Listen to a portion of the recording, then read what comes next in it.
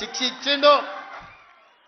నేను ప్రమాణ స్వీకారం చేసినాడే కూలబడ్డాడు, నడువిరిగింది. ఇంక ఇంతకంటే పెద్ద శిక్ష నేను జైలు వేసినా అయ్యేదేం లేదు. ఆయననే ఫామ్ హౌస్ను ఒక బందీఖానగా మార్చుకొని చుట్టూత నా పోలీసులే ఉన్నారు, లోపల ఆయన ఉన్నాడు. చెర్లపల్లికి పంపించినా చెంచల్గూడకు పంపించినా గదే అవుతుంది కదా. ఇక తిండి బరువు నాకు ఎక్కువ అవుతుంది. అదొకటి.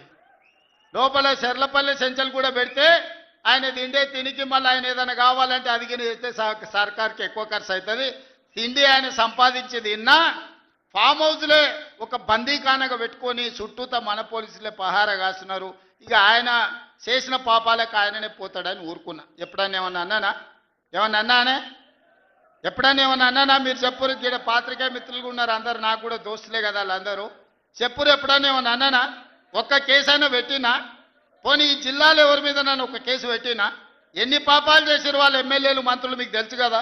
ఎంతమంది ఆస్తులు గుంజుకున్నారు మీకు తెలుసు కదా. ఎవరినన్నా నేను కక్షతోనేమన్నా చేసినా?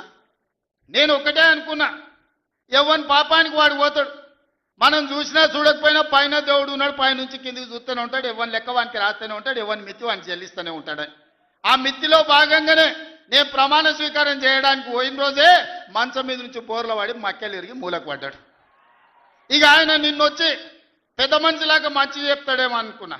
తోలు తీస్తా అని అన్నాడు. తోలు తీస్తాడంటేనే ఇక నేను చెప్పదలుచుకున్నా, అయ్యేగా నా సంగతి వదులు కానీ మా సర్పంచులు వచ్చిండ్రు, రా ఏ తోలు తీస్తావురా?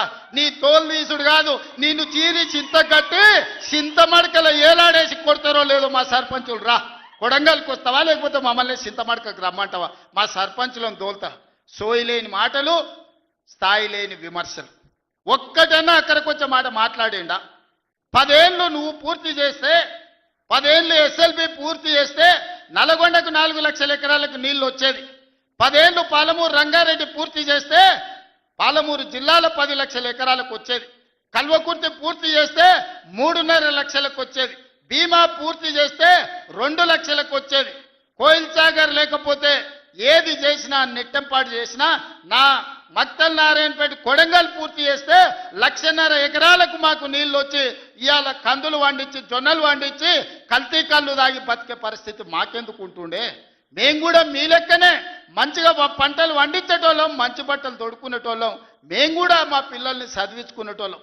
10 ఏళ్ళు పగబట్టి నారాయణపేట మక్తల్ ప్రాజెక్టును ఈనాడు పక్కన పెట్టి 69 జీవోను తుంగలో దొక్కితే ఊరూరు ఎత్తిపోతల పథకం కోసం మా కార్యకర్తలు, ఈ ప్రాంత రైతులు ధర్నాలు చేయలేదా?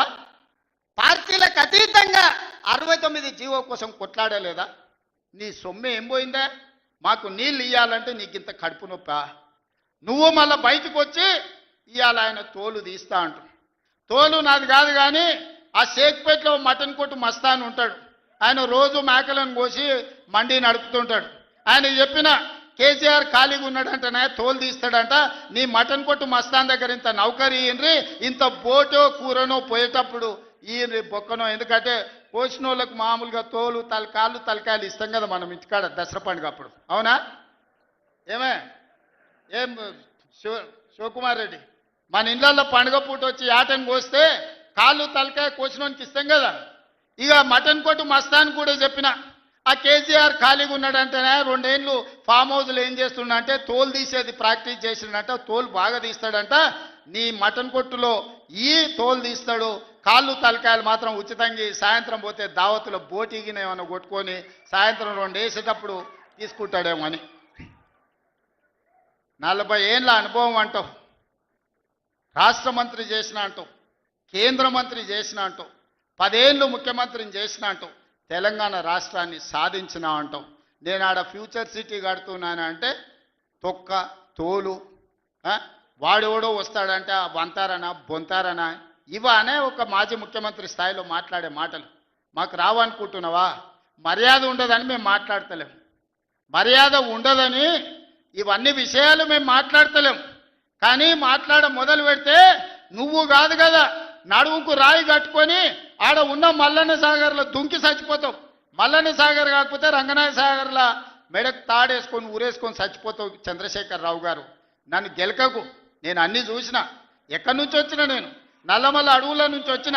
జడ్పీటీసీ గెలిచిన, ఎమ్మెల్సీ గెలిచిన, ఎమ్మెల్యే గెలిచిన, ఎంపీ గెలిచిన, తెలంగాణ రాష్ట్రానికి ముఖ్యమంత్రి అయినా అమాం బాపత్ గాని కాదు, అక్కడి నుంచి వచ్చి అమెరికాలో అంట్లుదోమ వస్తే అయ్య పేరు చెప్పి మంత్రి అయినోని కాదు, ఊర్లో దుక్కి దున్ని కష్టమంటే తెలిసి రైతులలో నుంచి వచ్చినోని రైతు బిడ్డను.